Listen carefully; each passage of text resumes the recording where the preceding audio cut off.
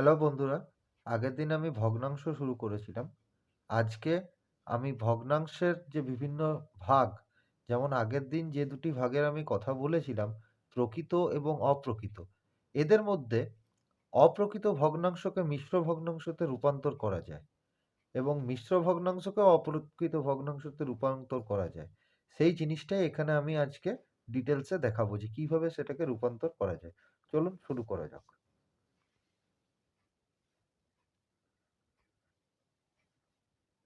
এখানে আছে ৩৮-এর ৫। এই ৩৮ এখানে দেখাচ্ছি।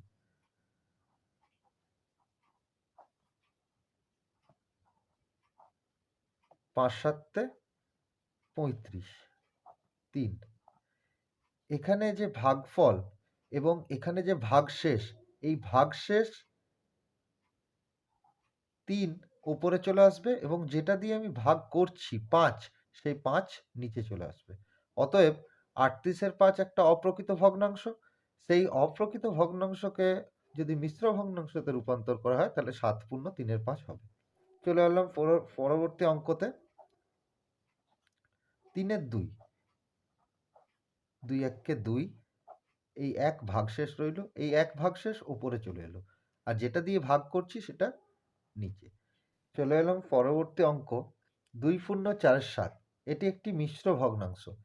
এই মিশ্র ভগ্নাংশকে যদি অপ্রকৃত ভগ্নাংশে রূপান্তর করতে হয়, তার নিয়ম হচ্ছে নিচে যেটা দিয়ে আমি ভাগ করেছিলাম, যেমন ওখানে আমি নিচে যেটাই ভাগ করেছিলাম, যেটা দিয়ে ভাগ করেছিলাম সেটা নিচে ছিল, তো এখানেও আমি এই জিনিসটাই রাখবো। এবার তার সাথে এই ৭ গুণিত ২, ২ গুণিত ৭ যুক্ত ৪। অতএব এখানে উত্তর হবে ৭ দুগুণে ১৪ যুক্ত ৪ ভাজিত ৭, মানে ১৮-র ৭। পরবর্তী অঙ্ক ৬×১=২। এই ৬×১=২, এখানেও ঠিক সেম। ২, ৬ গুণিত ২ যুক্ত ১ সমান ১২ যুক্ত ১ বাই ২ সমান ১৩/২। চলে আসি পরবর্তী অঙ্ক।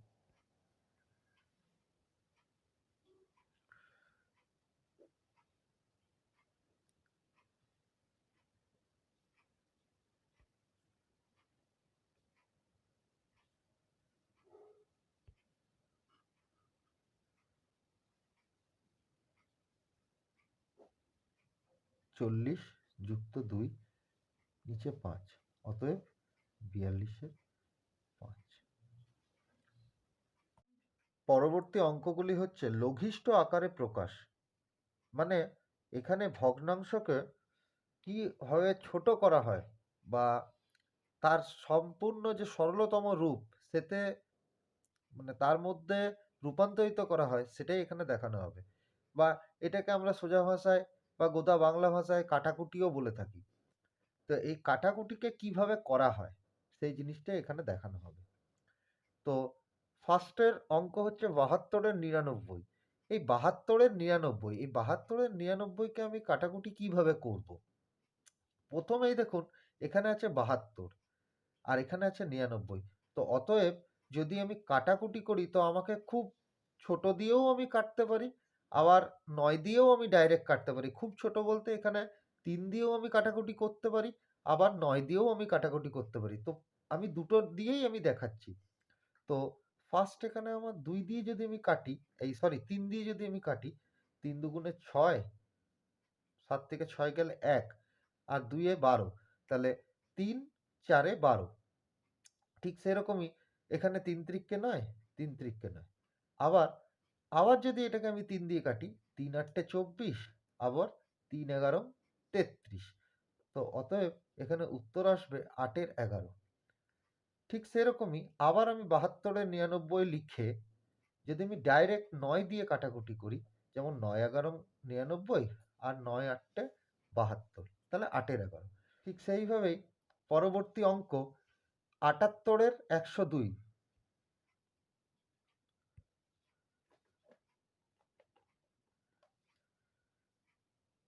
তো 78কে আমি যদি 2 দিয়ে কাটি, যেহেতু 2 দিয়ে কাটার নিয়মও হচ্ছে 8 এবং 2 দুটোই শেষে আছে, ওই জন্য আমি এটাকে 2 দিয়েই কাটবো।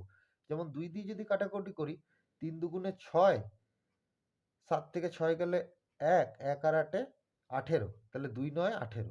আবার 2 দিয়ে কাটছি, 2 5 এ 10, 2 1 কে 2। এবার এই যে সংখ্যা, এই সংখ্যাকে কত দিয়ে যাবে, এই দুটি সংখ্যাকে কত দিয়ে যাবে সেইটা দেখার জন্য আমাদের কিছু বিভাজ্যতার রুল জানতে হবে, সেগুলো আমি একটি ভিডিওতে পরবর্তী ক্লাসে করাবো। তো এখানে যেহেতু লাস্টে 1 আছে এবং 9 আছে এখানে, তো এটা 2 দিয়ে যাবে না। 2 দিয়ে যাবে না, তার কারণ হচ্ছে এখানে কোনো জোড় সংখ্যা নেই। কিন্তু আমি যদি এই দুটো সংখ্যাকে যোগ করি, 3 প্লাস 9 12 এবং 5 প্লাস 1 6, তাহলে এই 12 আর 6 দুটোকেই 3 দিয়ে ভাগ করা যায়। অতএব আমি যদি এটিকে 3 দিয়ে কাটি, 3 1 কে 3, 3 তেরং 39, আবার 3 3 9, আবার 3 1 কে 3, 3 7 21। তো এখানে আসে অ্যান্সার 13 17। ঠিক সেরকম ভাবেই পরবর্তী অঙ্কতেও আমি 2 দিয়েই কাটবো, কারণ কি 2 6 12, 2 9 18, আবার 2 8 16, 2 1 কে 2। এখানে আবার যদি আমি দুটোকে 3 দিয়ে কাটি, 3 দুগুণে 6, 3 3 9, আর 3 27 81, অতএব 23 27। ঠিক সেরকমই পরবর্তী অঙ্ককেও আমি 2 দিয়েই কাটবো। 2 1 কে 2, 2 দুগুণে 4, 2 4 8। এখানেও 2 1 কে 2, 2 3 6, 2 দুগুণে, আবার এটাকে 2 দিয়ে কাটছি, 2 6 12, 2 দুগুণে 4, 2 6 12, 2 6 12। আবার 2 দিয়ে কাটছি, 2 1 কে 2, 3 দুগুণে 6, 2 1 কে 2। আবার এখানে 33। তো 31 এর 33। আমি মৌলিক সংখ্যা সম্পর্কে আগের ভিডিওতে বলেছি যে এখানে যেহেতু 31 এবং 33 দুটোই মৌলিক সংখ্যা, এদেরকে 1 এবং এর সংখ্যা দুটি ছাড়া আর ভাগ করা যায় না, অতএব আর এটি কাটাকুটি করা যাবে না। পরবর্তী অঙ্কগুলি হলো সমতুল্য ভগ্নাংশ বা ইকুইভ্যালেন্ট ফ্র্যাকশন।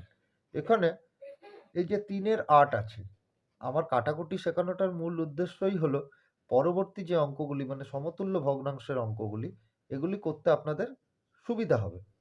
তাই 3 এর 8 এটাকে করা হয়েছে 9, আর নিচে কিছু নেই, এর নিচে কিছু বসাতে হবে। তাহলে আমাকে কিভাবে বসাবো? দেখুন, সমতুল্য ভগ্নাংশ মানে যে ভগ্নাংশকে কাটাকুটি করলে বা সরলতম মানে প্রকাশ করলে এইটা আসবে, এই 3 এর 8 আসবে। তো সেই হিসাবে আমি শুরু করছি। যেমন এখানে আছে 3, এখানে আছে 9, তাহলে 3 3 9, তাহলে 8 3 24।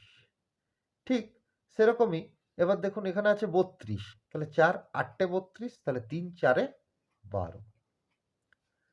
ঠিক সেরকমই আবার 3 6 18, 8 6 48।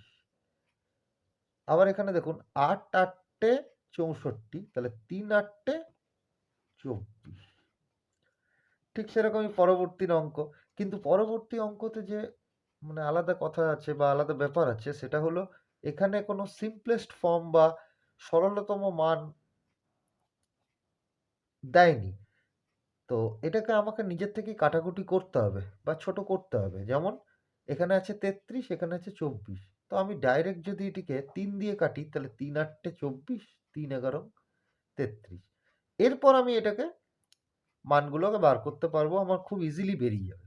যেমন প্রথমেই দেখুন 8 5 40, তাহলে 5 11 55, 11 6 66, তাহলে 8 6 48। ঠিক 8 8 64, 11 8 88। আর এইখানটা আমার ফাঁকা আছে, এখানে আমি আর একদম সরলতম মানটি 8 11 সেটি লিখে দিলাম, তাহলে আমার পুরো জিনিসটা চলে এলো। ঠিক সেরকমই পরবর্তীতে এখানেও আমাকে কোনো সরলতম মান দেয়নি। যেমন এখানে 3 7 21, 3 12 36, তাহলে 7 12। ঠিক সেরকমই 7 5 35, তাহলে 12 5 60, 7 12 84, তাহলে 7 7 49। আসলে এই অঙ্কগুলো করার জন্য মানে প্রথমেই নামটা খুব ভালো করে জানতে হবে। এটা খুবই দরকারি জিনিস। কেন কি নামটা না জানলে কাটাকুটি বা সমতুল্য ভগ্নাংশ এই জিনিসগুলোকে প্রকাশ করাটা খুবই কঠিন। তাই নামটা জানাটা খুবই দরকারি। অন্তত ২০ ঘর অব্দি। ১ থেকে ২০ ঘর অব্দি যেন নামটা ঝরঝরে মুখস্থ থাকে।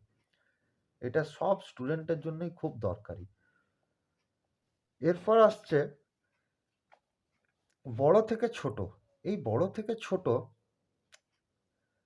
মানে আমাদের এইখানে যে কোশ্চেন দিয়েছে ১ এর ৪, ১ এর ৮, ১ এর ১৬ এদের মধ্যে কোনটি বড়, কোনটি ছোট?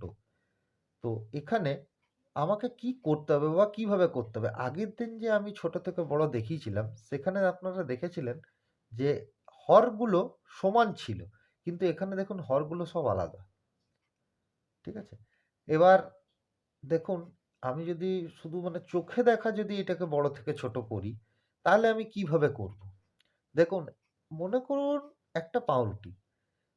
সেই পাউরুটিকে আমি ৪ ভাগ করলাম।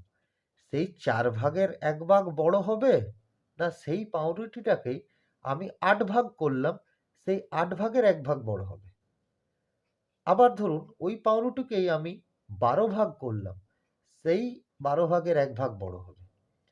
তো সোজা কথায় দেখতে গেলে আমি যদি এই ১ এর ৪, ১ এর ৮, ১ এর ১৬ কে আমি যদি বড় থেকে ছোট সাজাতে যাই, তো আমার চোখে দেখে যেটা মনে হচ্ছে যে চোখে দেখে যেটা মনে হচ্ছে বা আমার যেটা ধারণা যে একটা পাউরুটির হিসাবে যদি আমি এটাকে বার করি, তাহলে সেখানে সেটা দাঁড়ায় ১ এর ৪ হচ্ছে সবথেকে বড়। কেন কি? একটা পাউরুটি ৪ ভাগ করলে তার ১ ভাগটা সবথেকে বড় হবে। এবার তারপরেই হবে ১ এর ৮ টা। কেন? কেন কি একটা পাউরুটিকেই আমি যদি ৮ ভাগের ১ ভাগ দিই তাহলে সেটা নিশ্চয়ই ৪ ভাগের ১ ভাগের থেকে ছোট হবে। ঠিক সেইরকমই আমি যদি যেটাকে ১ এর ৮ ভাগ করছি, তার থেকেও ছোট হবে ১ এর ১৬ ভাগটা। যেটাতে আমি যে পাউরুটিটাকে আমি ১৬ ভাগ করলে তার ১ ভাগটা নিশ্চয়ই আরো ছোট হবে। এটা তো গেল চোখে দেখা বা আমার নিজস্ব ধারণা থেকে। কিন্তু আমাকে যদি একদম গাণিতিক রূপে যদি করতে হয়, তাহলে আমি কি করব? তার নিয়মও একটা আছে। সেই নিয়মটা হলো ১ম এ হরগুলোকে যেমন ৪, ৮, ১৬ এদেরকে লসাগু করে নিতে হবে। এই যেমন ৪, ৮, ১৬। তো লসাগু করতে গেলে ১ম এই ২ দুগুণে ৪, ২ চারে ৮, ২ আটে ১৬। ২ একে ২, ২ দুগুণে ৪, ৪ দুগুণে ৮। আবার ২ দিয়ে ১ একে এই। তাহলে এই লসাগু আসছে। লসাগু কত আসছে? ২ গুণিত ২ গুণিত ২ গুণিত ২ গুণিত ২ সমান ১৬। ঠিক আছে? তো এবার আমাকে এমনভাবে সব এগুলোকে আনতে হবে বা সব হরগুলোকে আনতে হবে যেন সবার নিচে ১৬ থাকে। তো আমি এই হরটা মানে ১৬ টা আমি ফার্স্টেই সবার নিচে লিখে দিচ্ছি। এবার দেখুন, এবার যেটা ব্যাপার যে আমার ৪, ৪ এ ১৬ তাহলে ১, ৪ এ ৪, ৮ দুগুণে ১৬ তাহলে ১, ২ এ ২, ১৬ ১ কে ১৬ তাহলে ১ ১ কে ১। তাহলে দেখুন আপনারা ভালো করে দেখুন যে এখানেও আমি যখন সব হরগুলোকে সমান করেছি, তখনও দেখুন ১৬ ভাগের মধ্যে ৪ ভাগটা সবথেকে বেশি হবে। তারপরে হবে ২ ভাগ, তারপরে হবে ১ ভাগ। অতএব আমি এখানেও এই জিনিসটা আমায় লিখতে পারি। আর এইটা একদমই ঠিক। চলে আসি পরবর্তী অঙ্কতে। এখানেও দেখুন দিয়েছে কি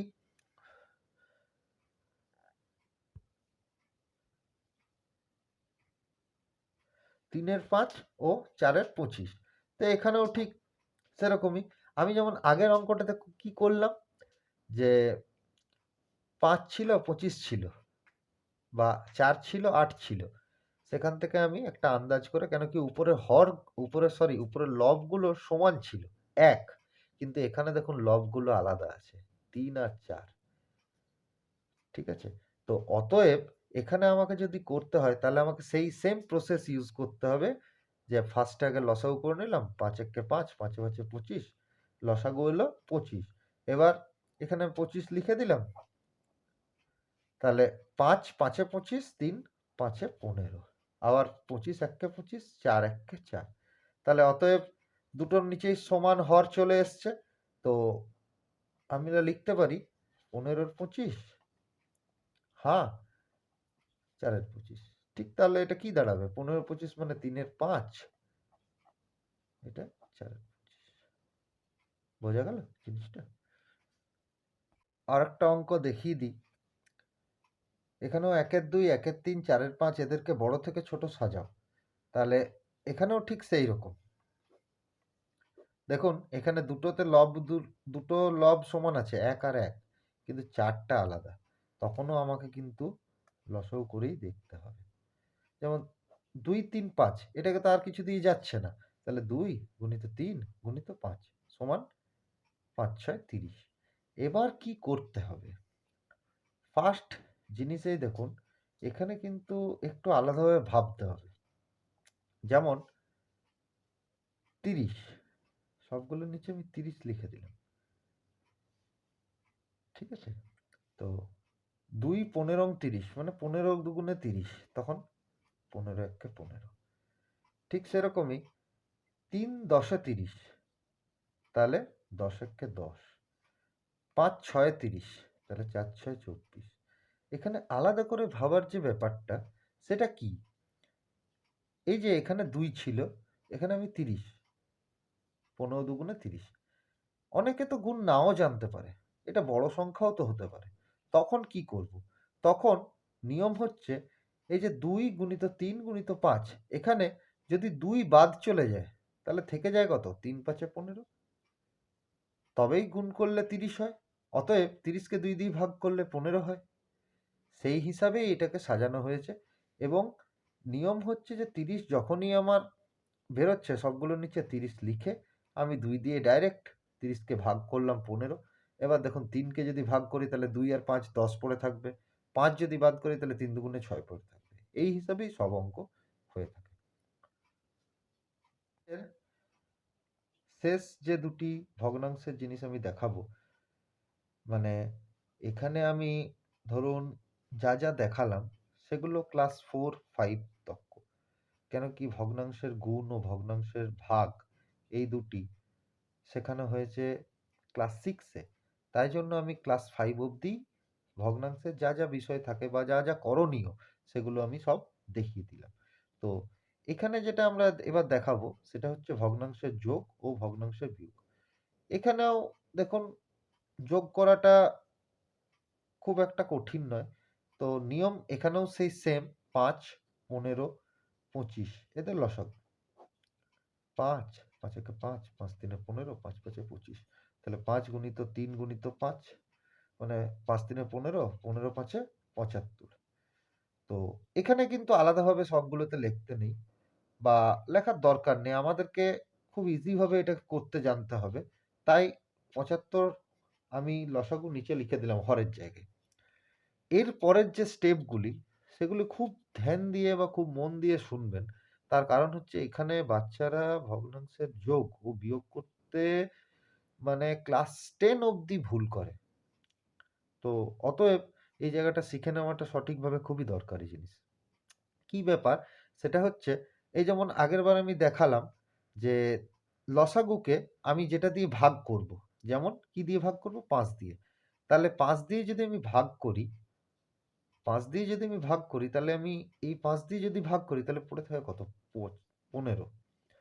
ঠিক আছে? এবার 15 এককে 15, মানে নিয়মটা হচ্ছে যে লসাগুকে হর দিয়ে ভাগ করে যে ভাগফল বেরোবে, মানে 75কে 5 দিয়ে ভাগ করলাম, ভাগফল বেরোলো 15, সেই 15কে আমাকে 1 দিয়ে গুণ করতে হবে। খুব কেয়ারফুলি খুব ভালোভাবে শুনে দেবেন। আরেকবার বলছি, সেটা হচ্ছে লসাগুকে হর দিয়ে ভাগ করে যে ভাগফল বেরোবে সেই ভাগফলকে লব দিয়ে গুণ করে যা বেরোবে সেটা এখানে আমাদেরকে লিখতে হবে। প্লাস আবার 15কে দিয়ে 75কে ভাগ করব। দেখুন এখানে 3 5 15 চলে যাচ্ছে, পড়ে থাকছে কত? 5। অতএব ভাগফল হয়ে যাবে 5। 5কে 2 দিয়ে গুণ করলে হবে 10। যুক্ত 5 5 25, 25 আছে এখানে, 5 5 25 চলে গেল, অতএব পড়ে রইল 3, তাহলে 3 4 12। এবার আমি যোগ করব 3 7 37 এর 75। এটা যোগের নিয়ম। আমি একটু বড় ধরনেরই যোগ দেখিয়েছি, তার কারণ হচ্ছে অনেকের হয়তো মনে হতে পারে যে প্রসেসটা খুব কঠিন, কিন্তু একবার যদি এই জিনিসটাকে লিখে সুন্দরভাবে স্টেপগুলো লিখে যদি আপনারা করে নিতে পারেন, তাহলে খুবই ভালো হয় এবং খুব ইজি ভাবে এই অঙ্ক খুবই সঠিকভাবে হবে। পরবর্তী অঙ্ক, ভগ্নাংশের বিয়োগ। এখানেও সেম, কোনো আলাদা নেই। 20 30 এদের লসাগু কত? 2 দিয়ে, 2 10 2 15, 3 3 বলছি 5 5 দুগুণে 10, 5 3 15, তাহলে লসাগু আসছে 2 গুণিত 5 গুণিত 2 গুণিত 3, অতএব 5 দুগুণে 10, 10 দুগুণে 20, 20 3 60। তাহলে এই লসাগুকে আমি ফার্স্টে আগে এখানে লিখে দিলাম। এরপর কি বললাম নিয়ম? নিয়মটা হচ্ছে যোগের ক্ষেত্রেও যায়, বিয়োগের ক্ষেত্রেও সমান। প্রথমে হরকে বলছি, লসাগুকে হর দিয়ে ভাগ করব। তাহলে 60কে যদি আমি 20 দিয়ে ভাগ করি কত হয়? 3 20 60। এবার এই 3 বেরোলো ভাগফল, এই ভাগফলকে আমি আবার গুণ করব লব দিয়ে, তাহলে কত হবে? 3 6 18। ঠিক সেম 60কে আমি 30 দিয়ে ভাগ করব, কত বেরোবে? 30 দুগুণে 60। এই 2কে আমি 7 দিয়ে গুণ করব, বেরোবে 14, সমান 18 থেকে 14 গেলে 4 আর নিচে 60। এটাই উত্তর। কিন্তু এটা উত্তর না রেখেও দেখুন এখানে একটা জায়গায় কাটাকুটি করা যাবে। যেমন 2 দুগুণে 4, 2 30 60, আবার 2 1 2, 2 15 30, তার মানে উত্তর আসছে 1 15। বোঝা গেছে?